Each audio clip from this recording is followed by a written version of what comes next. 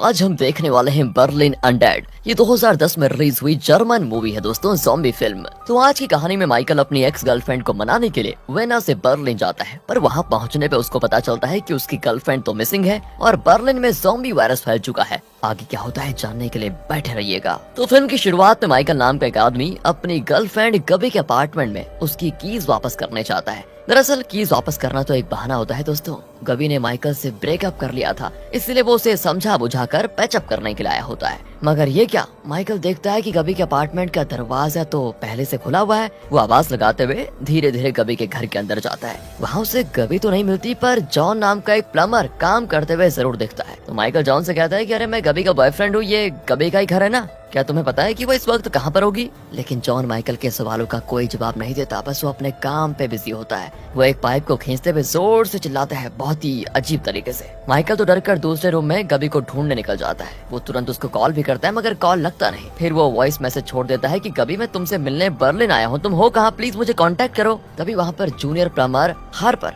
Pipe वगैरह लेकर आता है। तो माइकल उससे भी गबी के बारे में पूछता है, मगर वो भी कुछ जवाब नहीं देता। फिर वो पाइप को अपने बॉस जॉन को देने के लिए चला जाता है, जहाँ से माइकल को अजीब अजीब सी आवाजें आती है। कुछ देर में वो देखता है कि जॉन की आंखें बिल्कुल सफेद हो चुकी है और वो हार्पर पे हमला कर रहा है। माइकल जब उसे टोकता है तो जॉन माइकल के पीछे पड़ जाता है और इस चक्कर में माइकल का फोन अपार्टमेंट के बाहर सीढ़ी पर गिर जाता है। फिर माइकल और हार्पर किसी तरह भागकर वापस अपार्टमेंट के अंदर आ जाते हैं और दरवाजा जल्दी से बंद भी कर देते हैं। माइकल कहता है कि यार ये हो क्या गया, इसको पुलिस को कॉल करना पड़ेगा हमें, यहाँ लैंडलाइन वगैरह है क्या कोई? तभी इन्हें बाहर से कुछ अजीब सी आवाज आती है, बहुत ही डरावनी। खिड़की से जब ये नीचे देखते हैं तो इन्हें दिखता है एक पुलिस वाला एक आदमी के पीछे पड़ा हुआ है। तो माइकल आवाज देकर पुलिस वाले से मदद मांगता है, तो वो पुलिस वाला तो ऐसे घुर्राते हुए ऊपर देखता है जैसे कि अभी खाने वाला हो। उसकी आंखें भी सफेद होती है और उसके मुंह पे खून लगा होता है, यानी कि साफ है वो भी ज़ॉम्बी बन चुका है। देखते देखते वहाँ पर ढेरों ज़ॉम्बीज आ जाते हैं और नॉर्मल लोगों के पीछे पड़ जाते हैं। तभी ज़ॉम्बीज सेमरा नाम की लड़की के गर्दन पर बाइट कर लेते हैं, जिससे कुछ देर में वो भी ज़ॉम्बी में बदल जाती है।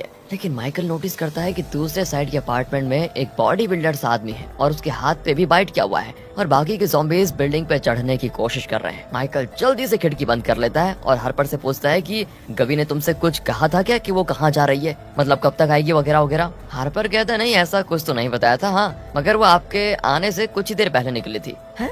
माइकल पूछता है क्या उसने जैकेट पहन रखा था? तो हार्पर कहता है नहीं जैकेट तो नहीं था, पता नहीं क्या था, मुझे ध्यान नहीं है। और तब माइकल को लगता है कि इसका मतलब है कि गबी कहीं दूर नहीं गई होगी, वो इसी बिल्डिंग में कहीं पर पक्का होगी। हो सकता है वो छत पे गई हो। माइकल का फोन रिंग करने लग जाता है तभी, जो कि बाहर सीढ़ियों पे गिरा होता है और माइकल को लगता है कि पक्का मुझे गबी कॉल कर रही होगी। तो वो बाहर जाने लग जाता है, लेकिन तभी हार्पर उसे याद दिलाता है कि पागल मत बनो, बाहर वो जॉन हमारे खातिरदारी के लिए इंतजार कर रहा होगा, हम इस रूम से बाहर नहीं जा सकते, नहीं जा सकते बस। और माइकल को भी उसकी बात सही लगती है और वो उसी रूम में बैठ जाता है। तभी इनकी नजर यहाँ टीवी पर पड़ती है। वो उसे ऑन करके देखते हैं तो एक न्यूज रिपोर्टर कह रहा होता है बर्लिन में ज़ॉम्बी वायरस फैल चुका है, जिसकी वजह से सरकार ने लॉकडाउन घोषित कर दिया है, यानी कि सभी को अपने घरों में रहना होगा। किसी फैमिली या फ्रेंड को ढूंढने के लिए भी अपने घर से बाहर निकलना नहीं है। आपको इस मुश्किल घड़ी में एक दूसरे की मदद तो करनी है, मगर अपनी जान को रिस्क में नहीं डालना है। जल्दी अथॉरिटी आपकी मदद करने की कोशिश करेगी, तब तक बैठे रहिए घर में। इसी रूम में रहते हुए माइकल को दिन से रात हो जाती है और उसे गबी का कोई पता नहीं चलता। माइकल को उस रूम में एक रैबिट मिलता है, जिससे माइकल प्यार करने लग जाता है और उसका नाम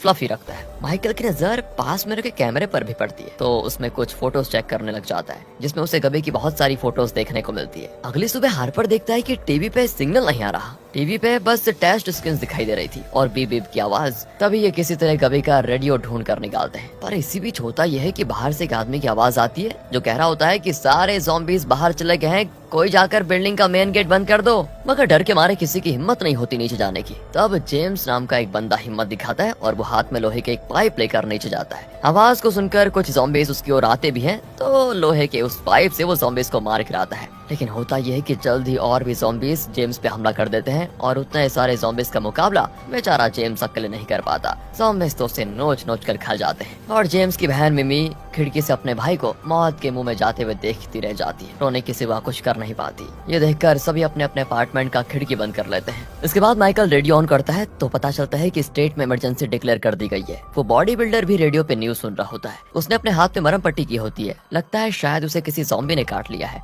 एक दिन हो जाते हैं मगर अभी भी वो बॉडी बिल्डर ज़ॉम्बी में नहीं बदला होता। न्यूज वाले तो बता रहे होते हैं कि किसी भी ज़ॉम्बी के बाइट करने से ज़ॉम्बी वायरस दूसरी बॉडी में एंटर तो कर जाता है, मगर वो इंसान तब तक ज़ॉम्बी नहीं बनता जब तक उसकी बॉडी एड्रेनलिन रिलीज नहीं करती, और एड्रेनलिन तभी रिलीज होता है जब स्ट्रॉन्ग इमोशनल स्ट्रेस होता है, यानी कि गुस्सा वगैरह। इसलिए अगर किसी को ज़ॉम्बी ने बाइट कर लिया तो उसे खुद को बिल्कुल शांत रखना होगा। अगर पॉसिबल हो तो सेडेटिव पिल्स लेते रहिए ताकि गुस्सा ना आए, और खुद को दूसरे लोगों से अलग कर लेना होगा, यानी एक तरह से उन्हें क्वारंटाइन में रहना होगा। जल्दी आर्मी नॉर्मल लोगों को पानी के रास्ते सेफ जगह पर जाने की कोशिश करेगी। तब तक के लिए सेफ रहिए जहाँ पर भी हैं आप। अपनी खिड़की और दरवाजों पर बैरिकेड लगा दे। तभी माइकल नोटिस करता है कि ये सेम न्यूज बार बार रिपीट हो रही है। ऐसा लग रहा है जैसे रेडियो स्टेशन पे कोई है ही नहीं, किसी ने न्यूज को रिकॉर्ड करके लूप पे लगा दिया है, यानी कि लेटेस्ट न्यूज तो मिलने से रही। इसके बाद माइकल देखता है कि हार्पर कुछ फॉक्स को आराम से हथियार बनाने की कोशिश कर रहा है। तो माइकल तो गुस्सा हो जाता है कि अरे तुम गबी के फॉक्स को बर्बाद कर रहे हो, वो आएगी तो गुस्सा हो जाएगी। हार्पर कहता है कि तुम्हें लगता है वो वापस आएगी भी? अभी हमें अपनी जान बचाने के बारे में सोचना चाहिए, ना कि फॉक्स के बारे में। तभी माइकल कहता है कि चलो ना यार, मेरा फोन सीढ़ी पे गिरा हुआ है, उसको लेने में मेरी मदद करो जरा। हार्पर भी अपना जुगाड़ू सा एक गुलेल बनाता है और फिर माइकल के साथ अपार्टमेंट के बाहर निकलता है, जहाँ पर वो निशाना साध कर खड़ा होता है। पर तभी फोन रिंग होने लग जाता है और उसकी आवाज को सुनकर बहुत सारे ज़ॉम्बीज सीधे उनकी ओर आने लग जाते हैं। हार्पर गुलेल से हमला करता है, मगर उसका जुगाड़ू गुलेल भी टूट जाता है, और तब माइकल जल्दी से अपना फोन उठाकर अपार्टमेंट के अंदर भागता है। मगर जब वो दरवाजा बंद करने की कोशिश करता है तो दरवाजा बंद ही नहीं होता, क्योंकि सारे ज़ॉम्बीज अंदर घुसने की कोशिश कर रहे होते हैं। इसलिए ये दोनों जल्दी से भागकर बेडरूम में छिप जाते हैं और दरवाजा बंद कर लेते हैं। दरवाजे पे वो अलमारी भी रख देते हैं ताकि ज़ॉम्बीज अंदर न घुस पाए। इसके बाद माइकल फोन रिसीव करता है। दरअसल माइकल के फ्रेंड जॉर्ज ने उसे कॉल किया था। जब उसे पता चला कि माइकल बर्लिन में है तो जॉर्ज उसे किसी तरह वापस वेना आ जाने के लिए कहता है, क्योंकि उसने भी न्यूज में ये सुना था कि बर्लिन में ज़ॉम्बी वायरस फैल चुका है। पर क्या करें, कॉल तो इसने उठाया नहीं, मतलब फोन नीचे गिर गया था, कहाँ से उठाता। इसके बाद हार्पर माइकल के फोन से अपनी मॉम को कॉल करता है, पर फोन नहीं लगता। तब वो वॉइस मैसेज सेंड कर देता है। तभी माइकल को बोर्ड की आवाज आती है। हार्पर बताता है कि पास ही में हार्बर है, वहीं से ये आवाज आ रही होगी। अब 1-2 दिन हो चुके हैं और इन दोनों ने कुछ नहीं खाया। कभी के घर पे खाने का सामान भी नहीं होता, क्योंकि वो हाल ही में यहाँ शिफ्ट हुई थी। इसलिए माइकल और हार्पर मदद की तलाश में खिड़की से बाहर देखते रहते हैं कि कोई आएगा तो उससे कहेंगे कुछ। वहाँ दिखाते हैं तो कैन नाम का एक आदमी कहता है, मेरी वाइफ को ज़ॉम्बी ने बाइट कर लिया था, उसे सेडेटिव पिल्स देना होगा, मगर मेरे पास तो है नहीं। तो गबी के बगल वाले अपार्टमेंट में एक ओल्ड लेडी रहती है जिसकी दवाइयाँ चलती रहती है, उसके पास सेडेटिव पिल्स होंगे, ये इनको लग जाता है। तो कैन माइकल और हार्पर से मदद मांगता है, मगर दरवाजा खोलते ही ज़ॉम्बीज़ इन पर टूट पड़ते हैं, इसलिए वो मदद नहीं कर सकते। मगर रात भर भूखे रहने के बाद इनका हाल बेहाल हो जाता है। अब अगली सुबह ऊपर से माइकल को बॉडी बिल्डर की लाश दिख जाती है। उसने अपने घर पे ही रस्सी से लटक कर खुद की जान ले ली थी। माइकल अपना दिमाग दौड़ाता है और कुछ भारी चीज को रस्सी से बांधकर फिजिक्स का यूज करते हुए दीवार को तोड़कर उसमें होल बनाने की कोशिश में जुट जाता है। तो इस दौरान हार्पर भी माइकल के कैमरा से फोटो क्लिक करता है और कैमरा को अपने पास रख लेता है। जल्द ही ये दोनों दीवार तोड़ने की कोशिश करते हैं। इससे बहुत तेज शोर भी होता है। बस ज़ॉम्बी एक्टिवेट हो जाते हैं। वो सारे माइकल की ओर आ जाते हैं। माइकल और हार्पर जल्दी जल्दी करके किसी तरह दीवार में होल कर देते हैं और उस पार चले जाते हैं। मगर अब तक गबी के घर तक ज़ॉम्बीज़ दरवाजा वगैरह तोड़कर घुस चुके होते हैं। फिर माइकल दीवार के उस होल में लकड़ी का मजबूत टेबल लगा देता है ताकि ज़ॉम्बीज़ दीवार के इस पार ना आ पाए। इसके बाद इन्हें वो ओल्ड लेडी दिखती है, उसे भी ज़ॉम्बी ने काट लिया था, इसलिए वो भी अजीब अजीब हरकतें कर जाती है, जिससे डरकर माइकल और हार्पर इधर उधर भागते रहते हैं। माइकल उस ओल्ड लेडी की दवाइयां वाले ड्रॉर चेक करता है, मगर उसे वो पिल्स नहीं मिलते। वहीं बाकी के ज़ॉम्बीज़ होल से होते हुए किसी तरह ओल्ड लेडी के घर में घुसने में कामयाब हो जाते हैं। जान बचाने के लिए लोग इधर उधर छिप जाते हैं। माइकल तो एटिक में चला जाता है दोस्तों।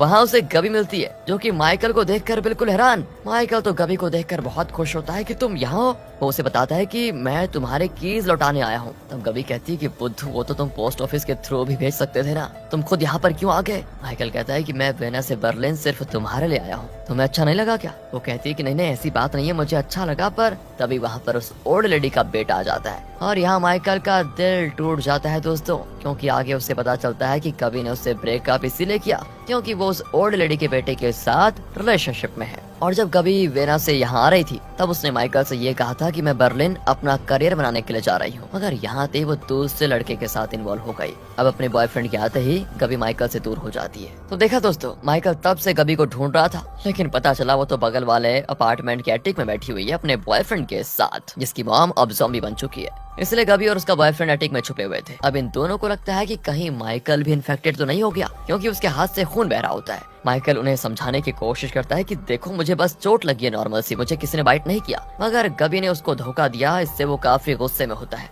और गबी और उसके न्यू बॉयफ्रेंड को लग रहा होता है कि माइकल झूठ बोल रहा है, उस पे पक्का ज़ॉम्बी ने काट दिया होगा। ये लोग सोचते हैं कि अगर उसे ज्यादा गुस्सा आ गया तो वो भी ज़ॉम्बी बन जाएगा, इसीलिए वो पिल्स माइकल को देते हैं और जबरदस्ती खाने की जिद भी करते हैं। उनकी तसल्ली के लिए माइकल वो पिल खा लेता है और उस पट्टी में कुछ और पिल्स होते हैं, उसे भी वो अपने पॉकेट में रख लेता है। अब गबी तो बेचारे माइकल को मिलने से रही, इसलिए वो अपनी जान बचाकर सही सलामत वेना लौटना चाहता है, क्योंकि धोखा हो गया भाई के साथ। इसके लिए वो बिल्डिंग के सबसे टॉप पर जाता है, जहाँ से उसे बिल्डिंग के ठीक पीछे एक लेक दिखाई देती है जिसमें बोट है। दूसरी ओर हार्पर के पास जब ओल्ड लेडी आती है तो अचानक से हार्पर के हाथों से कैमरे का बटन दब जाता है, जिससे होता यह है कि कैमरे का फ्लैश जल जाता है और फ्लैश से ओल्ड लेडी डर कर भाग जाती है, जिससे हार्पर को समझ में आ जाता है कि ज़ॉम्बीज़ कैमरे के फ्लैश को देखकर डरते हैं। वहीं माइकल किसी तरह कैन के घर पर आ जाता है, जहाँ वो पिल्स कैन को देता है, क्योंकि कैन की वाइफ भी इन्फेक्टेड हो गई थी और कैन किसी तरह उसे बचाने की कोशिश कर रहा है। रात हो जाती है और बाहर से अचानक अजीब सी आवाज आती है। माइकल जब विंडो से देखता है तो पता है दोस्तों क्या दिखता है? हार्पर कैमरे के फ्लैश लाइट से डरा डरा कर सारे ज़ॉम्बीज़ को